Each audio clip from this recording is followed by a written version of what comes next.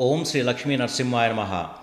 Valmiki Ramayana, Yuddha Kanda, chapter 86. Storming the sanctuary of Nikumbila. In those circumstances, Vibhishana gave to Lakshmana the following advice, which was detrimental to the enemy and beneficial to him.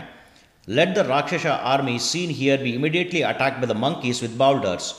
O Lakshmana, try to destroy the great army. When Indrajit sees that it has been smashed, he will make himself visible here.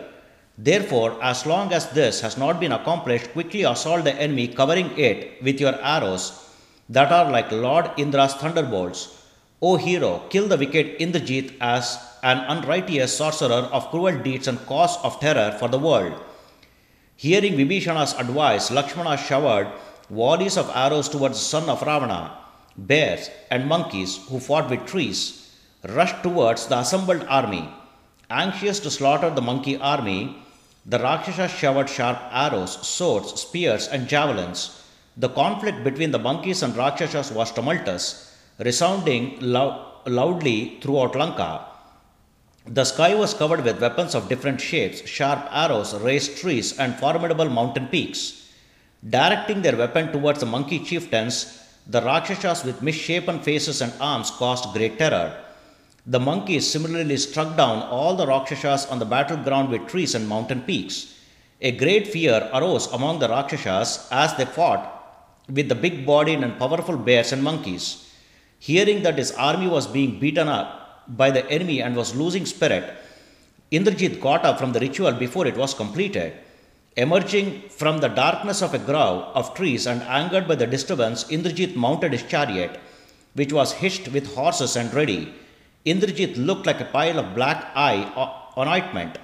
The bow he held was formidable. His mouth and eyes were reddish, and he looked as dreadful as death personified.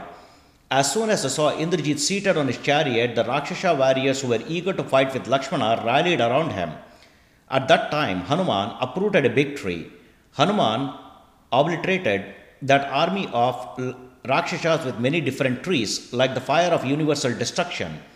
As soon as they saw Hanuman perpetrating such a slaughter, thousands of Rakshasas covered him with arrows. Approaching him from all sides, Rakshasas struck him with sharp pikes, swords, spears, javelins, sharp lances, iron bars, maces, hundreds of steel-spiked balls, steel hammers, formidable axes and slings, as well as punches and slaps that felt like bolts of lightning. Angered by this, Hanuman proceeded to massacre them. Indrajit watched the best of monkeys, Hanuman fearlessly crushing his enemies. He then spoke to his charioteer as follows: "Drive over there where the monkey is. If he is ignored, he will surely annihilate all of us Rakshasas." When commanded in that way, the charioteer drove the chariot bearing Indrajit to where Hanuman was. As Indrajit got closer, he showered the monkey's head with arrows, swords, lances, and axes. When Hanuman, the son of the wind god, received those weapons on his head, he became greatly enraged and said, "O foolish Indrajit, if you are a warrior, then fight. Once you approach the son of the wind god, you will not return alive. If you want to have a duel, then fight with me hand to hand. Survive my impetuosity, O ill-witted one. Then you will be considered the best of Rakshasas." While Indrajit held up his bow to kill Hanuman, Vibhishana pointed him out to Lakshmana. "The one seated in the chariot over there is Ravana's son, Indrajit, who is trying to kill Hanuman. O Lakshmana, kill him with your unequaled arrows capable of repulsing the enemy and taking away their life." When spoken to in this way by Vibhishana, the great soul Lakshmana stared at the invincible Rakshasa of frightful strength seated in the chariot. Thus completes 86th chapter of Yuddha Kanda of the glorious Ramayana of Valmiki, the work of a sage and the oldest epic. Sri Moola Rama Vijayate. Om Sri Krishnarpanamastu.